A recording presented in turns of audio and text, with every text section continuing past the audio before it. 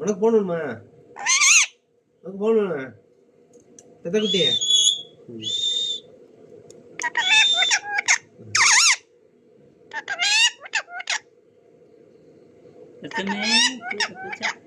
பூச்செடியில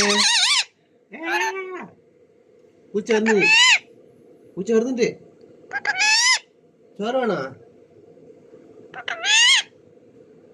எனக்கு ரத்தமே பூச்சை